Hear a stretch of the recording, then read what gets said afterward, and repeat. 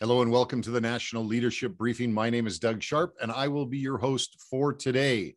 Well, on today's briefing, we're going to cover an awful lot. We jam an awful lot into the 1 hour anyway, normally, but there is so much more going on these days. And of course, the velocity and the ferocity of the things that are coming at us these days, we need to make sure that we're making the most effective use of our time.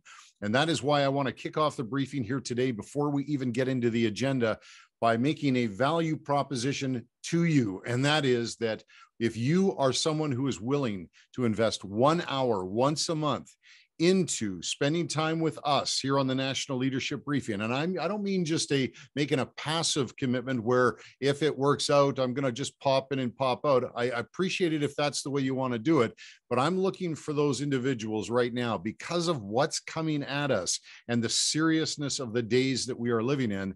I'm looking for those individuals who are willing to make a commitment to be there every month for 1 hour, once a month, always on the first Friday of every month, to join us here on the National Leadership Briefing. As you know, if you've been here before, we are looking for those individuals who will add their voice to ours, those individuals who share the same views and values as we do, who share the same concern for our neighbor and our nation, and want to make a difference together by using our combined voice to speak to very specific principles and the advancement of those principles into society, culture, politics, and government. So this is the proposition that I'm going to make to you, is I'm going to ask you to invest that 1 hour once a month into joining us here on the National Leadership Briefing, especially in the months ahead. We have critical moments in time ahead of us, and we want to make sure that we are preparing on the immediate road ahead for those days. Now, that's what I wanted to talk about immediately as well with you, because you might notice that I've got a board here behind me.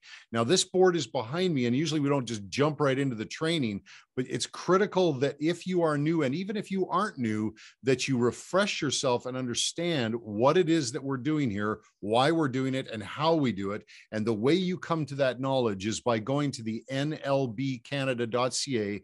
That's the National Leadership Briefing Canada.ca website. And you look to the NLB Essentials menu tab. And when you go to that NLB Essentials menu tab, you will find 4 videos there that are critically important for you to review and to understand. Now, they're not long videos. They're intentionally made short so that you can squeeze them into your busy schedule. But if you do not have a foundation of an understanding as to why it is that we're here, what we're doing here, and how we're doing it, then a lot of what we do is going to seem a little bit odd and abstract to you, and you're going to waste some time. So I don't want to have you waste any time. When you can, as soon as you can, go to that NLB Essentials tab on the website and begin watching the videos. Let's take a quick look at these 4 videos. First of all, I'm not going to go through all of it because you can check out the training, but I want you to know what's there. First of all, the 4 pillars video, critically important that you know that, because every single thing that we look at, everything, absolutely everything on the National Leadership Briefing, we look at through the lens of 4 pillars. They're principles that we evaluate politicians' performance on. When we look at legislative proposals, we're looking at them through that. Any sort of policy discussions that we're having, if a candidate wants our support, we look through the lens of the 4 pillars and evaluate whether or not this individual shares our views and values or does not. The 4 pillars we're going to review with you in a second with a real quick video, but you need to know what they are, because if you aren't aligned, if your views and values are not aligned with the views and values that are expressed in the principles of the 4 pillars, you are in the wrong place. So make sure that we don't waste any of your time and go to watch that video on the NLB Essentials page. Also, the next video is called the Horizon Training video. The reason why we need you here on every briefing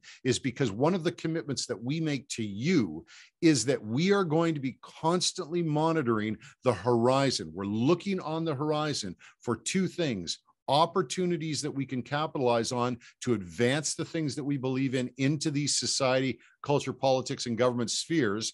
But we're also looking, second, for threats, things that are threats to us, things that are coming at us that are going to compromise or jeopardize the things that we believe in. So the Horizon training video is important for you to see because it will show you the importance of the road ahead of us as we prepare to meet those opportunities and confront those threats. So that Horizon training video. The third video is the U training video, is how is it that you position yourself to have the maximum influence within your sphere of influence, because you are a center of influence within your sphere of influence. And we want you to fully understand the best way to position yourself with the authorities that you already possess so that you can capitalize on those opportunities that, again, we see on the horizon and defend against the threats. So the U training video is critical. And of course, the all-important sphere authority training video.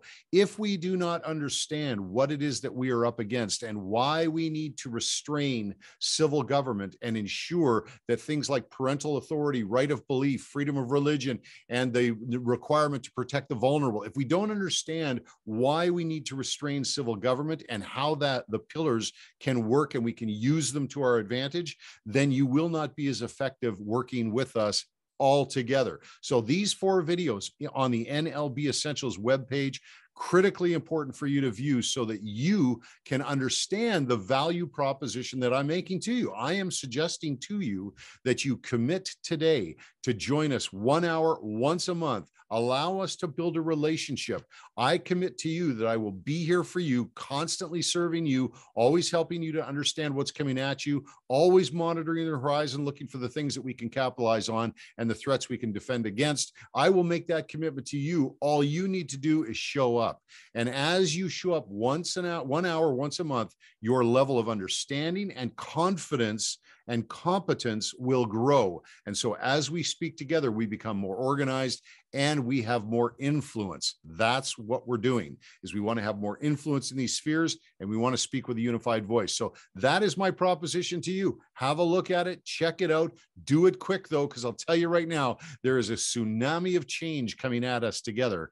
And if we don't all together, and if we don't come together, then we are going to get, well, quite honestly, we're going to get taken out. And that's a reality of the world we're living in these days.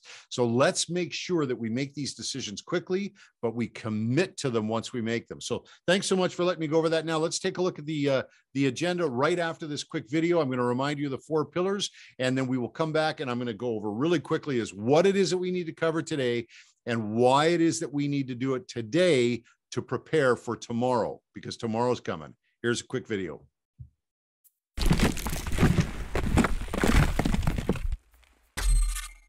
These are the things that we believe in.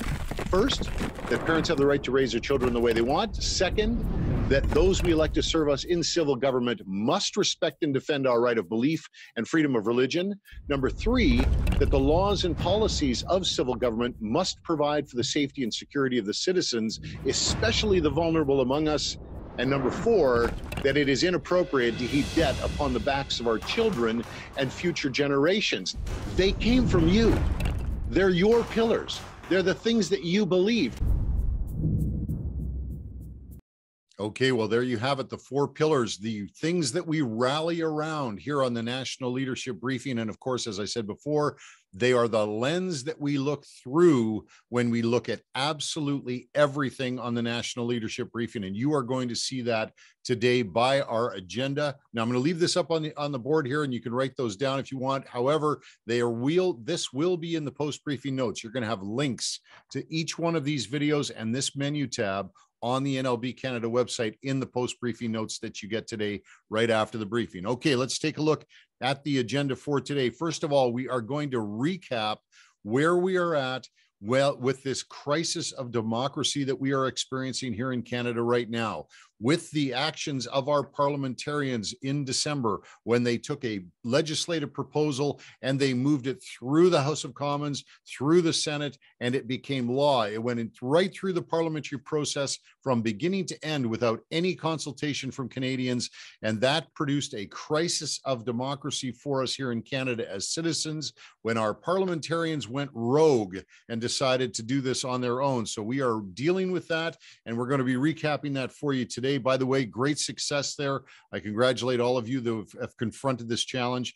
The second thing we're going to be doing is we're going to be laying some foundation of understanding for the crisis of democracy related to Bill C-4. We now have this piece of legislation that is in place, and I wanted to lay a little bit more foundation information by bringing a Canadian lawyer here on, just to introduce a tool that you can use to raise your level of competence when you're communicating about what just happened with this parliamentary maneuver to move this piece of legislation through to become law. So we're going to be covering that with a lawyer. We also have some information we're going to share today about National Human Trafficking Awareness Day that is coming up on February 22nd. This is one of those moments on the horizon where we need to start to raise our level of understanding as to what exactly is human trafficking. Why do I need to know, as someone on the National Leadership Briefing, about human trafficking? Is there something on the horizon that's coming at us that we need to prepare for? Well, we're going to be talking about that today, because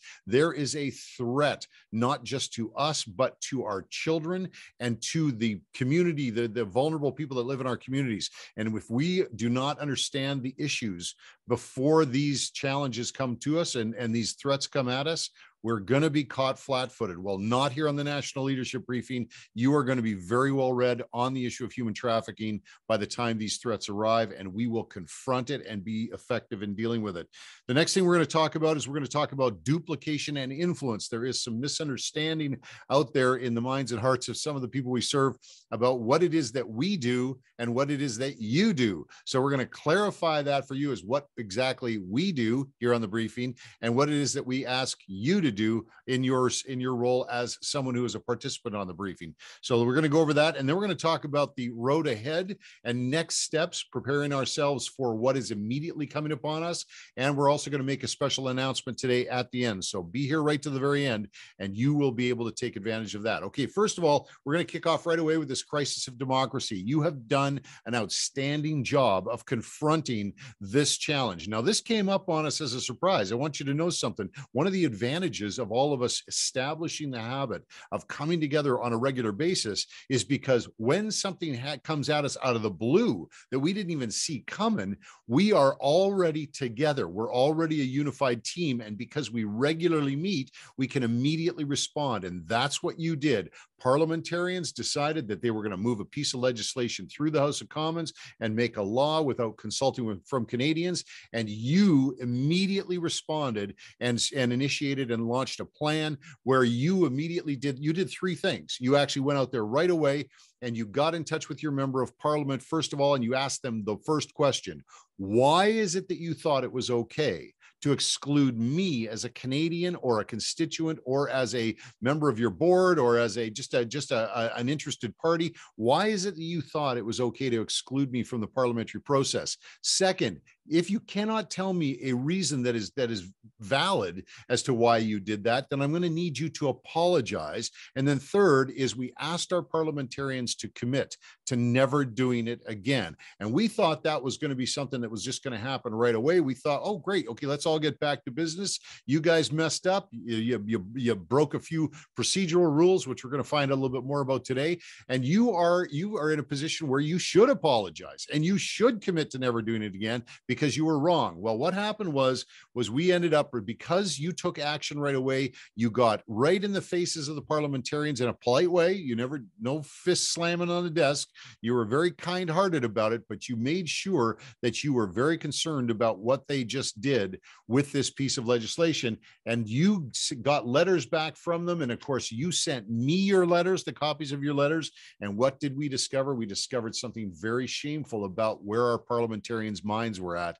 And that was they chose to not be honest with us in their responses as to why they thought it was okay to exclude us from the parliamentary process. Many of them chose to outright lie to us. Many of them chose to accuse us as being the problem and come up with all sorts of other excuses. But the bottom line is that out of all of the responses that you shared with me, because we worked together, we could clearly see that there was no good reason for parliamentarians or no justification that was good enough to to exclude Canadians from the legislative process in the House of Commons. So we've shined a big light on this challenge, and now, of course, we're hearing that a lot of your work is creating some good fruit, because you've got parliamentarians that are now breaking ranks with others and saying, you know what, we did kind of blow it on that, and yeah, perhaps we do need a leadership change, and yeah, there is a problem in our caucus, and we need to deal with it. So this is a congratulatory note to you,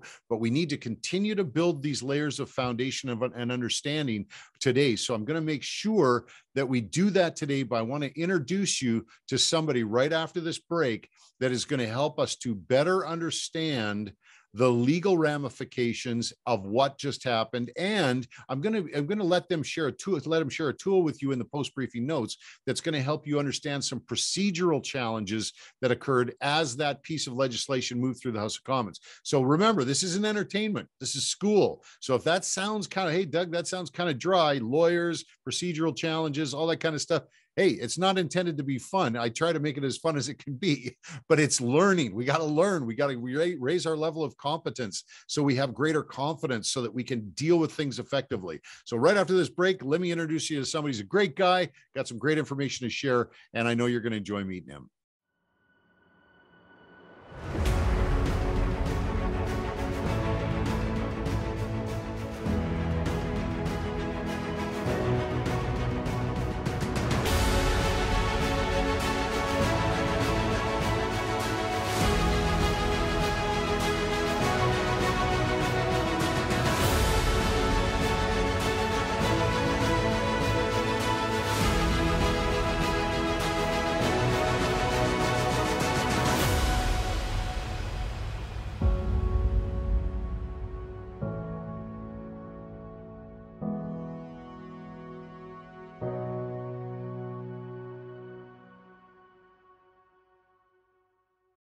Okay, well, let's build that foundation of understanding and raise our level of competence and confidence so that we can confront the things that come at us more effectively. Here is one of our special guests for today.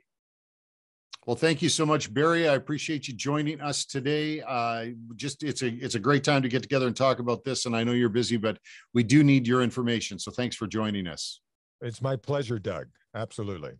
Okay, so everyone here today, we have Barry Bussey with us, and Barry is a lawyer here in Canada, but he's also the president and CEO of the First Freedoms Foundation.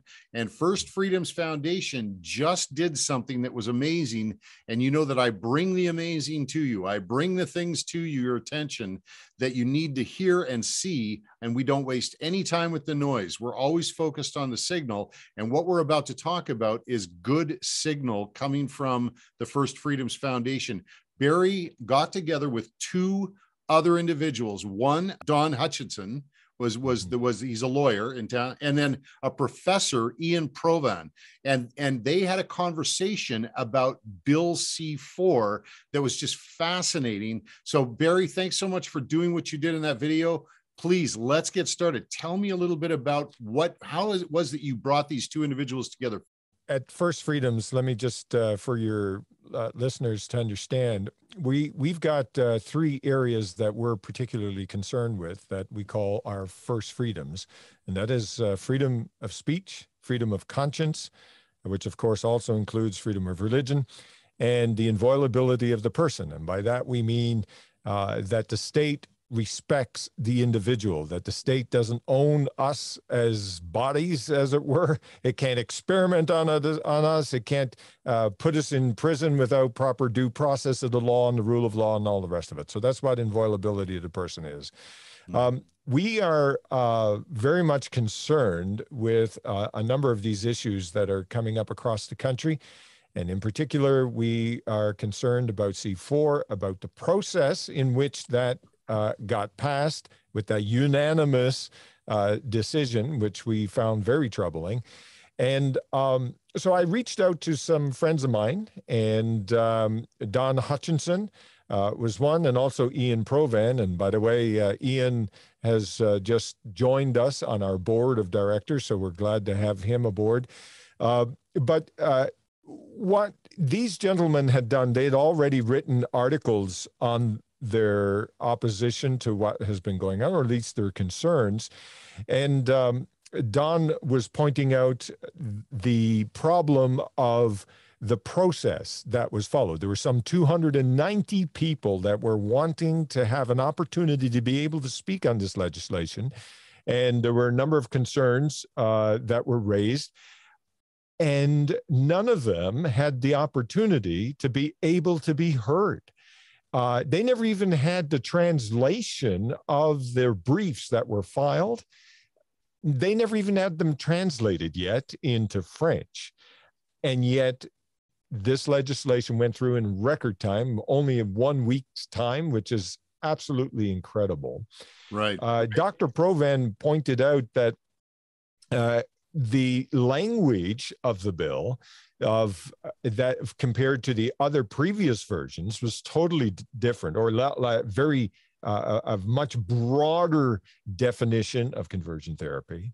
There are also, of course, issues with just even in the preamble. In the preamble itself refers to the myth of the understanding of male and female and all the rest of it, the religious opinions. And these kinds of things were such that really caused these gentlemen, as well as us at First Freedoms, to be concerned about what's happening here. Yeah. We're concerned, as no doubt many of your listeners would be, with respect to what this means for the long term, for the relationships between parents and children, between the clergy and their congregations and so forth. What does this mean for the people who are involved in providing counseling services, licensed psychologists and so forth? All of these concerns have been raised, but yet the government did not listen, did not even provide an airing of it.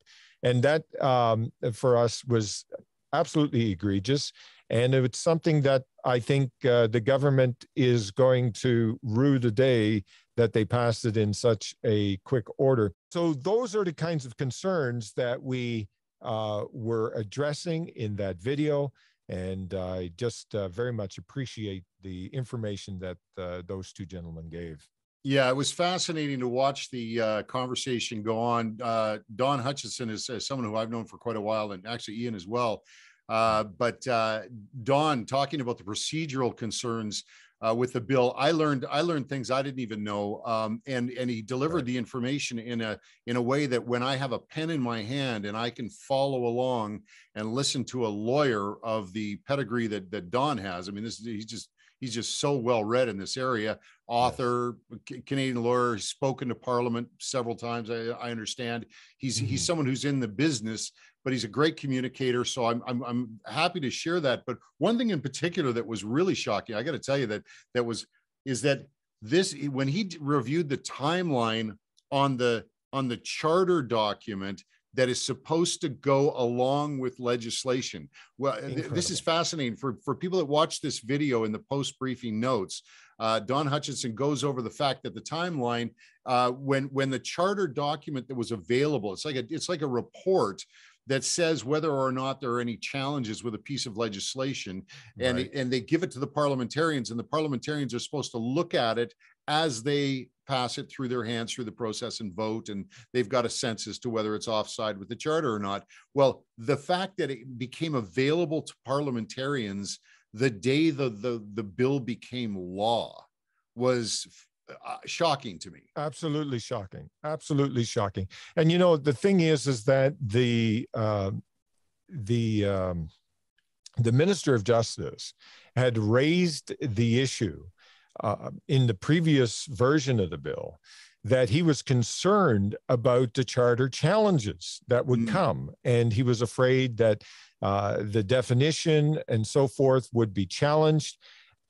And yet here it was, his own lawyers, their own briefing was not even before Parliament when they did this unanimous decision. It's incredible to me. And Don points out so clearly and so effectively in a very articulate way of exactly what kind of situation this has now been. This is the first time, I think, ever that we've had a situation where you have a piece of legislation that is going to be challenging the charter rights of Canadians across the board.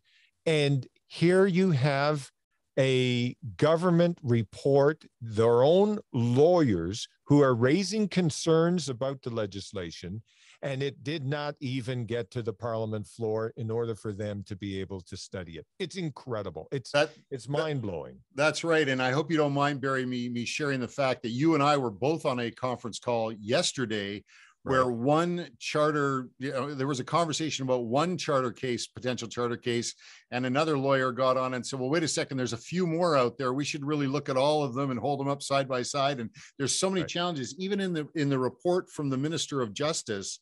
It says here that there's Section 2A, Section 2B, the right to liberty and security of the person, Section 7 of the Charter. I mean, there's more trouble with this piece of legislation potentially.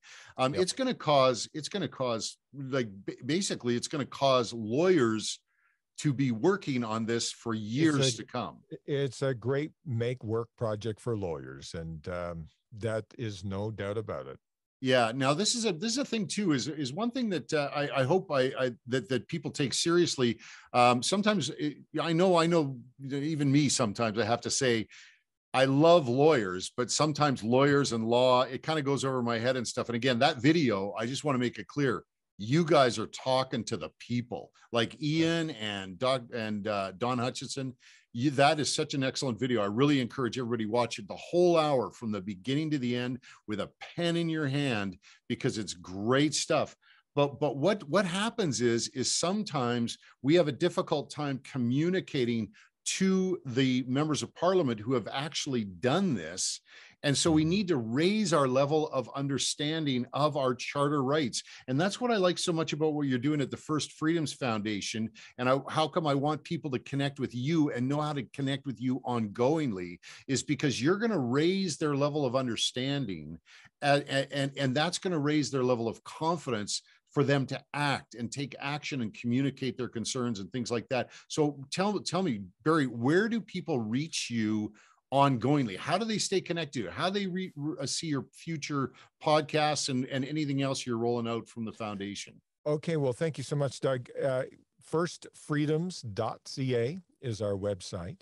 And as soon as you sign on, you'll see up on the top right-hand corner, there's an opportunity. You just click on the button to sign up for our newsletter, and you'll be able to just put in your information, your email, and so on, and we'll be able to send that out to everyone. Fantastic. Well, that's why I am so excited to be working with you from here on in. I asked you before we came on, and I just said, is it okay if I let people know that you are a resource partner for the National Leadership Briefing? You said okay, and I'm excited about that. We're looking forward to working with you. Yeah, absolutely. Thanks, Barry, for your time today. Appreciate. I look forward to sharing your resource information, the video, and how people can sign up for your newsletter in the post-briefing notes. Appreciate your time. Oh, you're very welcome. Okay, fantastic information to form that foundation. Now let's keep moving forward here. We're going to step over into the training center, and we're going to be talking about duplication and influence. It's something we need to fully understand on the road ahead, because some confusion out there that I accept full responsibility for as to what it is that we do here on the National Leadership Briefing and what your role is here on the National Leadership Briefing. So as we work together, it's always important to know what everyone else is responsible for doing and what it is that we can count on each other for. So let's get over into the training center right after this quick video and remind ourselves of exactly what that is.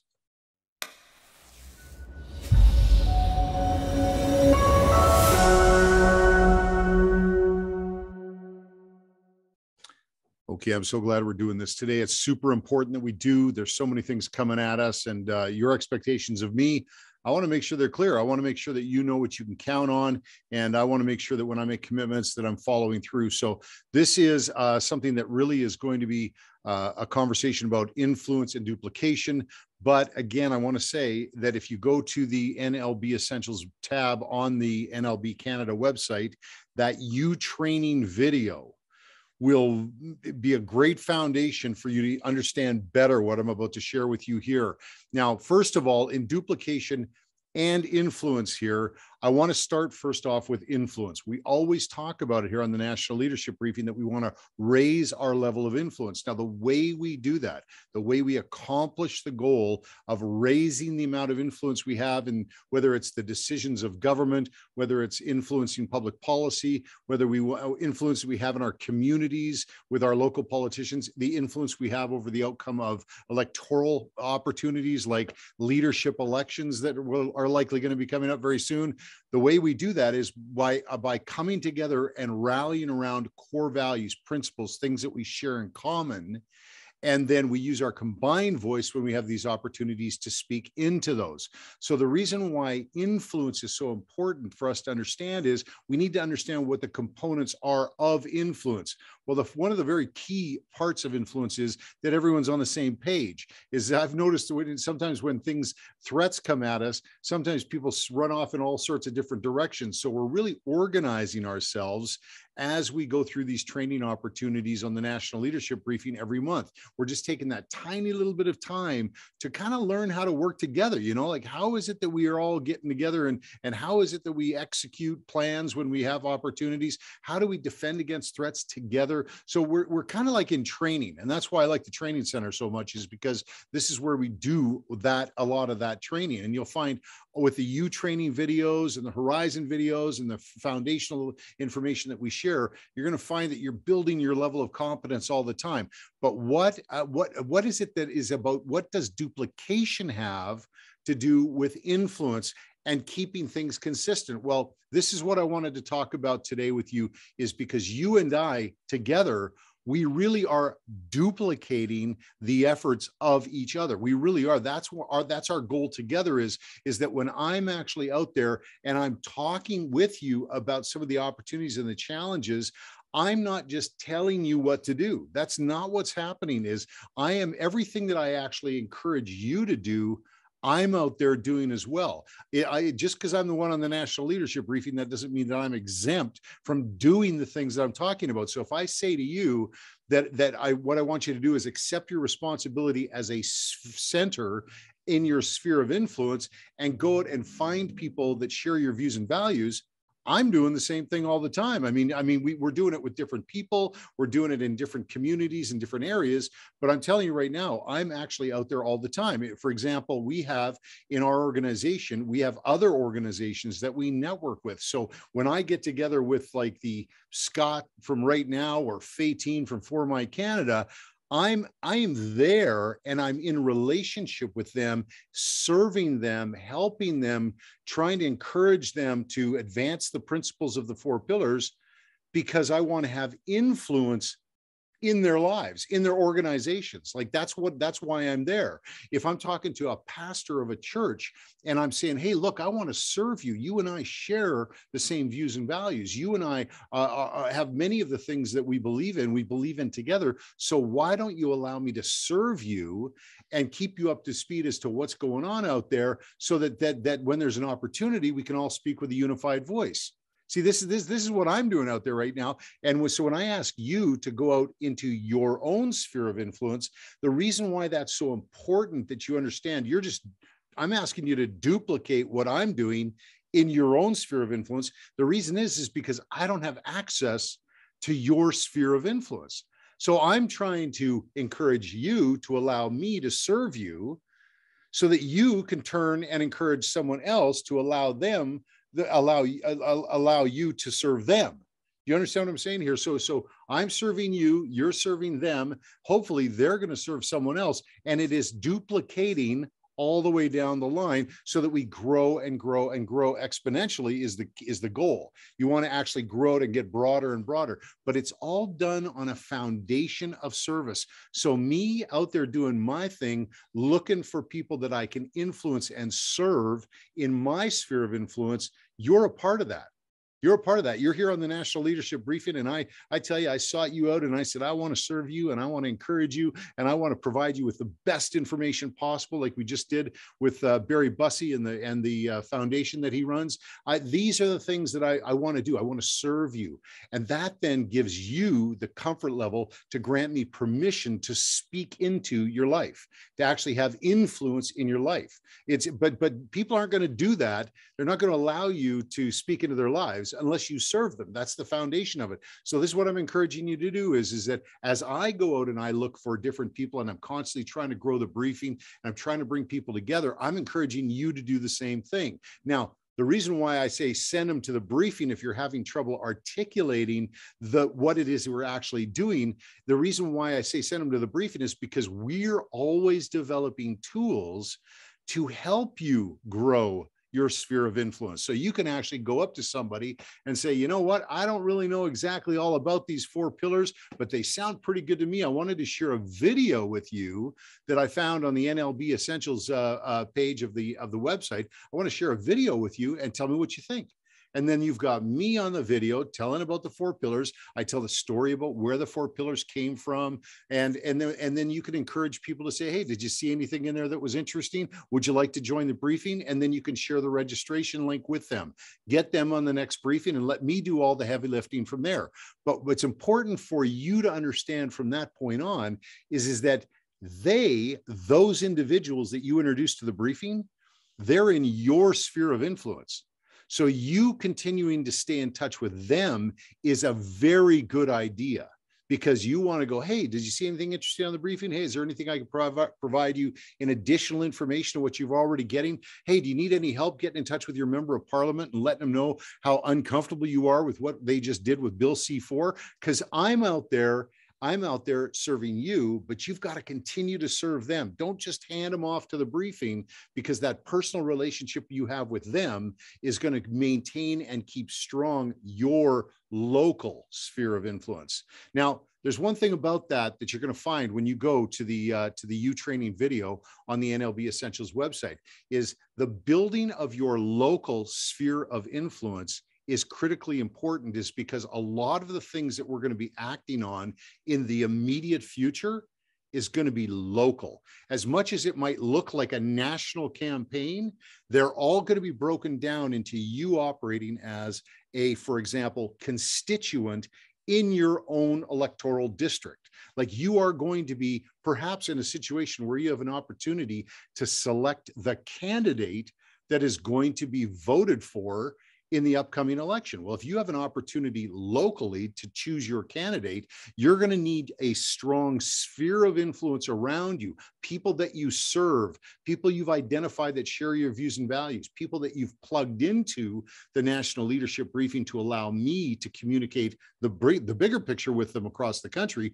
but you serving them locally is critically important. So that's what I want to clarify is first off, I'm never ever going to ask you to do anything that I'm not out there doing every day myself. Now, of course, you're going to say, well, Doug, I don't have every day so to whatever degree you can do what I do that, and then plug them into the National Leadership Briefing and let me help you serve them. But ultimately, you want to grow that network locally and continue to duplicate what I'm doing nationally in your own community. So I hope that was helpful for you to understand, because I don't want anyone to think that, gosh, it's just Doug Sharp out there doing it. We just, hey, rah, Doug, you're doing a great job. No, wait a second. It's not about me. It's about you. It's about you and your influence you have locally that's really going to turn the tide on this and really most effectively advance these principles of parental authority, right of belief, freedom of religion, providing the necessary protections for the vulnerable in our communities, and also the immediate work of lifting that burden of debt off of the backs of our children and future generations.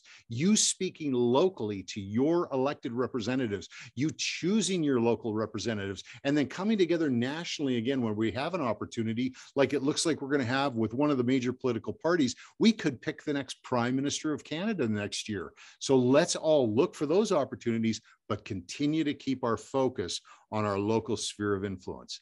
So that is what I wanted to share with you today about duplication and influence. And I'm encouraging you to really become a student of it, because once you get rolling with it and you start understanding how service can be the foundation for a real strong level of influence locally, I tell you, you're going to want to do it more and more and more. All right, well, I'm going to sit back down at the desk here, and then we're going to move forward here because I want to talk about the National Day Awareness Day for Human Trafficking that we're having here in Canada, and introduce you to a really great resource that we have that is available to you as well when you start talking about this issue locally on the road ahead. Thanks so much for your time. See you in a minute.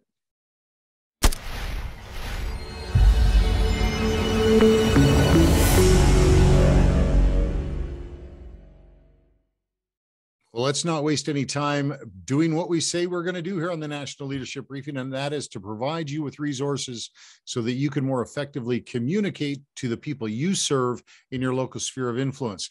Now, one of the threats we've been talking about on the road ahead, of course, here in Canada, is the expansion of the sex industry in Canada that potentially would increase demand and influence and impact negatively many of the people in our communities. Human trafficking challenges with organized crime, all of these are issues that we need to raise our level of understanding on. And we have someone who is a resource person here at the National Leadership Briefing that has just been fantastic in assisting us in the past. So please allow me to reintroduce you to Kathy Peters. Well, Kathy Peters, good to see you again. Thank you so much for making the time to join us here in the NLB Training Center today. Thanks so much for having me, Doug. Well, it's important that we got together again because there's an awful lot going on out there. There's a lot of distractions, but we always stay focused on signal here. We want to make sure that we're doing all we can to stay on point. And you are the person that we want to make sure we talk to if we want to fully understand human trafficking here in Canada and the impact it has on our citizens and the people that we love and care about. So let me start there with it's been a while since you and I talked. But tell me, what is it that you're doing these days? What are you doing? What have you been up to? Oh my goodness. I'm a bit overwhelmed. I just do nonstop presentations because what I'm trying to do is raise awareness about the issue of human trafficking, sexual exploitation, and child sex trafficking. So the turning point really for me in 2021 last year was Kamloops mass grave discovery with the Indigenous. And that's when the city councils all over British Columbia reached out to me because I made the connection between Indigenous and sexual exploitation and the sex industry, because what the sex industry is doing across Canada and in British Columbia in particular is they're targeting the most vulnerable. The most vulnerable are the Indigenous, new migrants, et cetera. But the Indigenous in particular are severely overrepresented in the sex industry.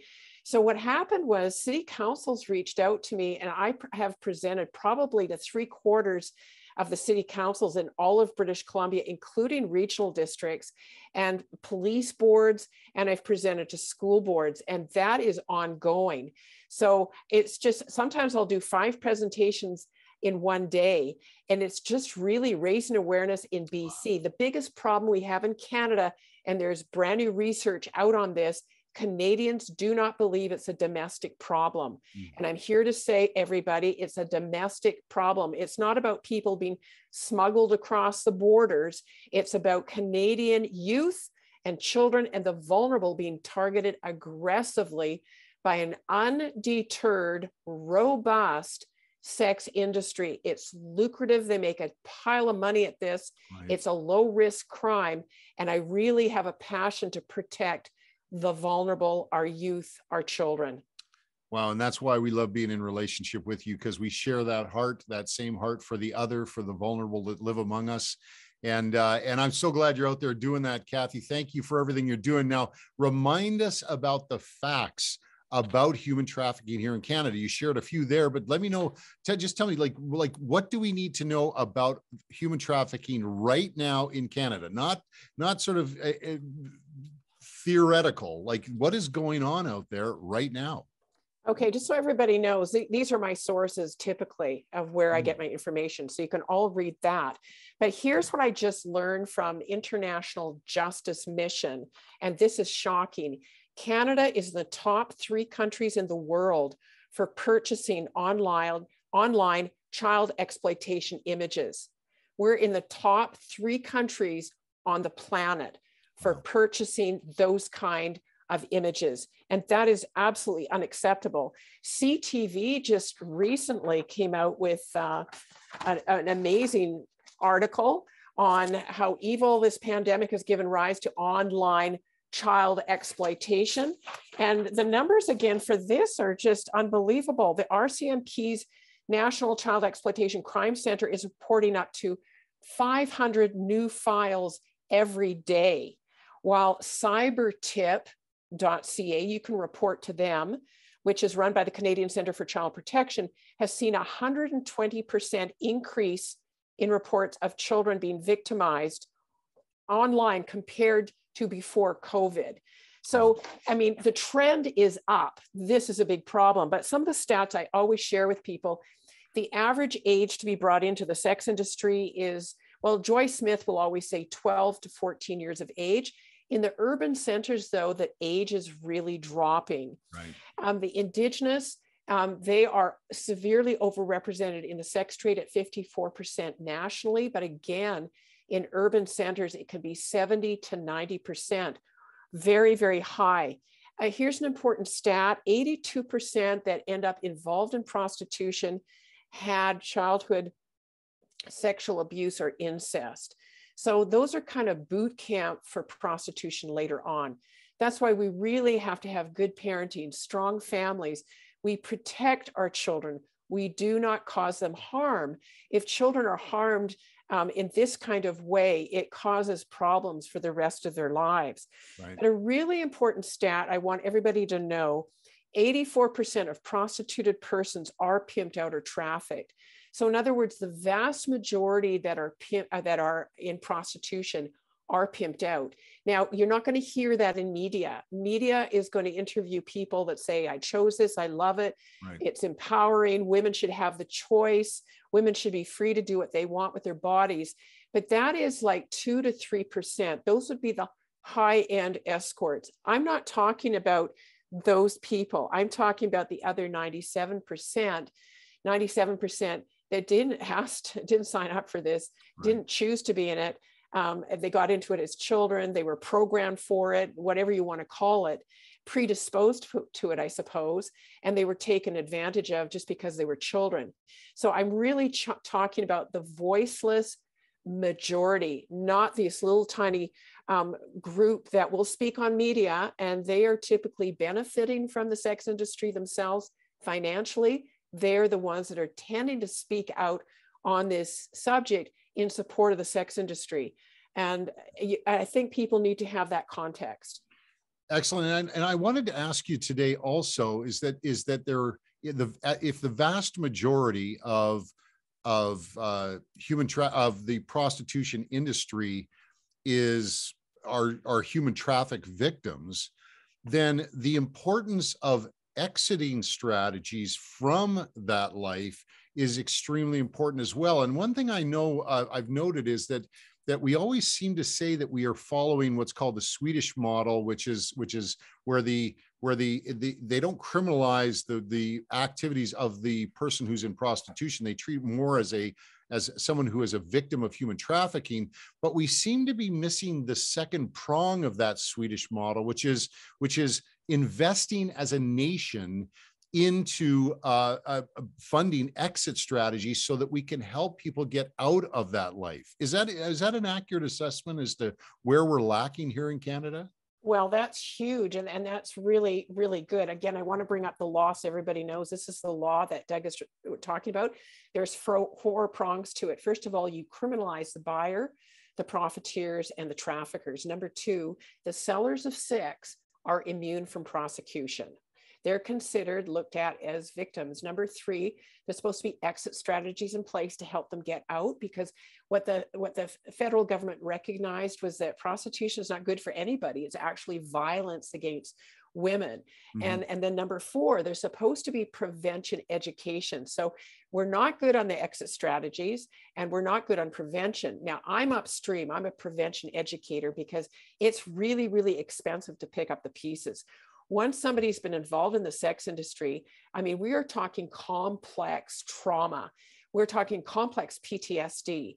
And I mean, I don't even want to go there. Let's keep our children out of this industry in the first place. It's a deadly, deadly industry. And you mentioned the Swedish model. The top person in the world is Valiant Ritchie. He's the human trafficking expert. He has just come out with a brand new report, and it's called Discouraging the Demand. So in other words, your root cause for human trafficking is the buyer.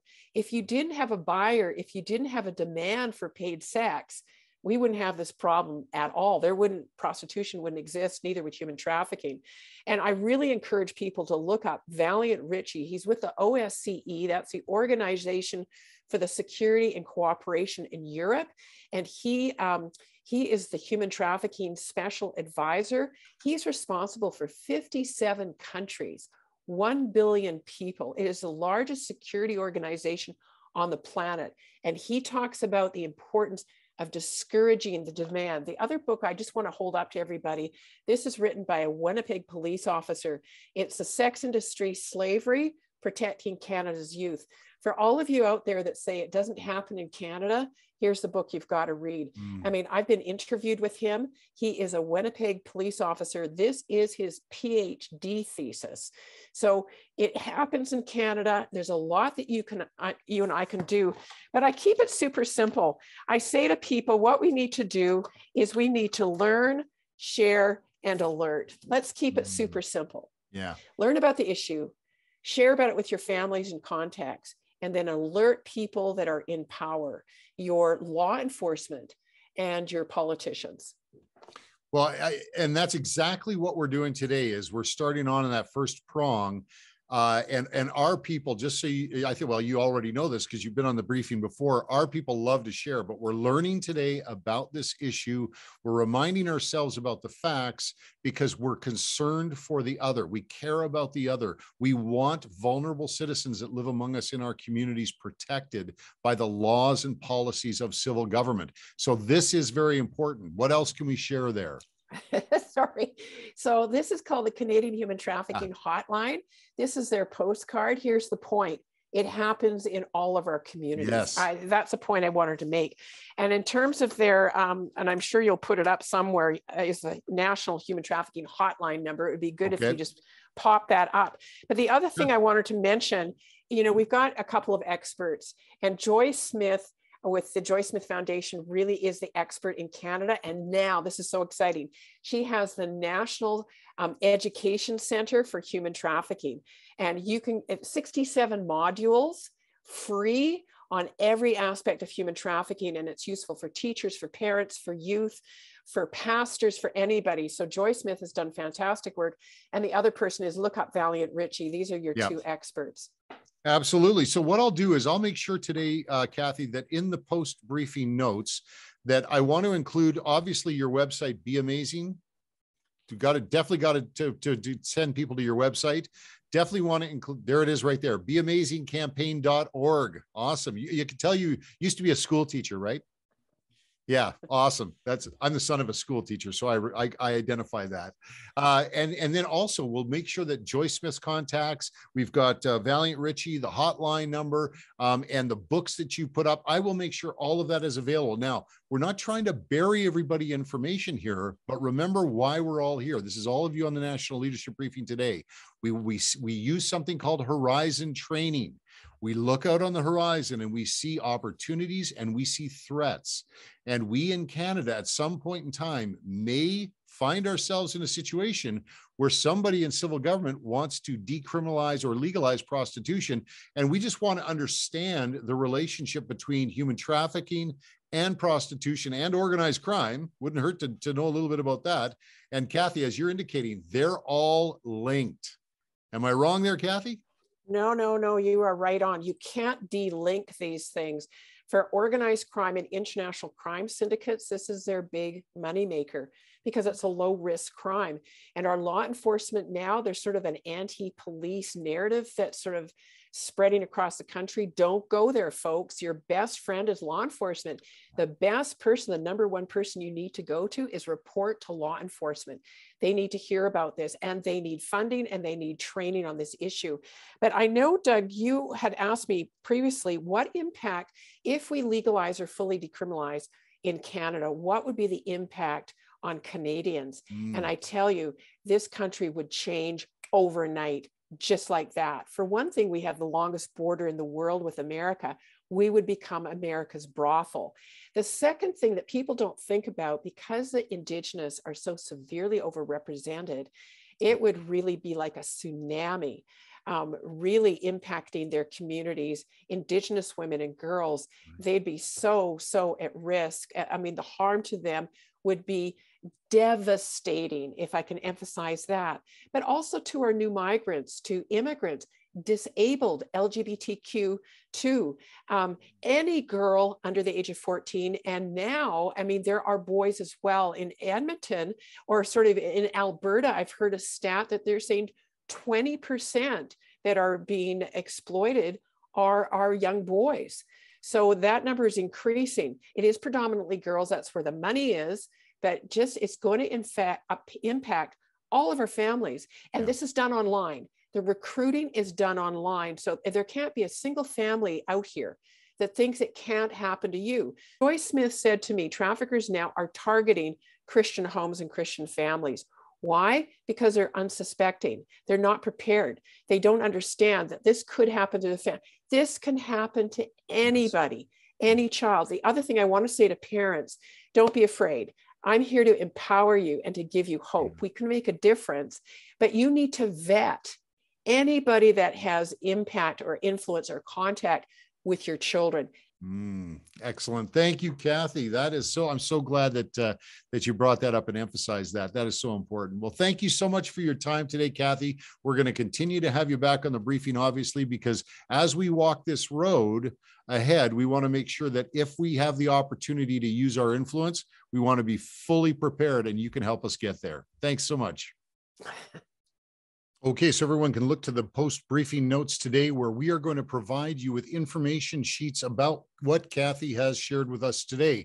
Now, we want to do that because this month on February 22nd is the National Human Trafficking Awareness Day. That's on Tuesday, February the 22nd. And so what I'm going to encourage you to do is use the month of February, especially if you are leaders in centers of influence. If you're an individual, we want you to take this information and share it to people in your sphere of influence. If you are a leader, a church leader, or a pastor, why not consider on the Sunday prior, that's the 20th, February 20th, taking a few moments in church to share information about human trafficking. Again, the reason why we want to do this is because obviously, this is a very important day to acknowledge, but it's also very important that if the federal government, which is our current federal Liberal government, chooses to make a move to decriminalize human trafficking or decriminalize prostitution here in our nation, we want to be prepared to raise that defense for those that are vulnerable in our communities. It's a priority. It's a call on us as individuals in the church and on the church itself. So please don't miss this opportunity to look in the post-briefing notes for resources that you can use to share with others. All right, now we are on the home stretch here. We are just coming down the final lap here. I just got a few moments with you before we go, but I wanted to share a couple of things. First of all, on the road ahead, we are going to be executing strategy. Now, obviously, we do a lot of training and informing on the briefing, but we're going to be deploying. It's time to actually get out there and do stuff. And we've been doing it really effectively in the past, but I just want to encourage you, please do not miss any briefings or midweek touch points on the road ahead, because they are going to be chock-a-block with information you're going to need in the moment, things that you can do in the moment, usable, tangible, actionable data that you can use, and then things that you can do to immediately have influence. Please stay tuned for that. And then the second thing I wanted to share with you is here on the National Leadership Briefing, we are expanding, and we're going to be establishing a whole other branch of activism with the briefing itself. And we're opening something called the National Leadership Briefing War Room.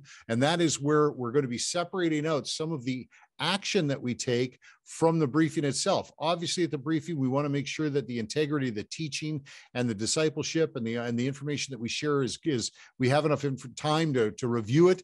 But we find that when a strategy comes along that we need to execute, that it sometimes takes up some of the training time. So we're going to separate that out a bit and establish the war room so we can actually execute and deploy from there, and then keep our training time and the integrity of that time all in one place. But keep an eye out for that as well. If you would like to help us and partner with us in our work to expand what our offering is, then I encourage you, please look to the post-briefing notes. I'm going to put a link in the notes. We would love to have you as a partner. We don't ask for partnership very often, but there's great demands on us right now to execute and to grow and to make available more product for more people. So please consider partnering with us on the road ahead. And okay, now that's all we have time for today. Thank you again for your attention. Thank you for everything that you're doing out there. Congratulations for all of you that have made such a big difference so far. I look forward to working with you on the road ahead. Now, in the meantime, though, God bless you. God bless your family, and may God continue to bless this great nation of Canada. Bye for now.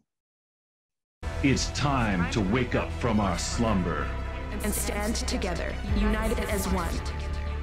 One family, one body, one church. We will not walk past the vulnerable. Say nothing, do nothing, and turn a blind eye. We are citizens of a great nation. We are good Samaritans to our neighbors. You are not alone. We are the largest unified voice in Canada. So we stand united. This is our rally cry. We are Christ to our nation. This is our battle cry. He shall have dominion from sea to sea and from the river unto the ends of the earth. Righteousness will reign. Justice will prevail. We are united.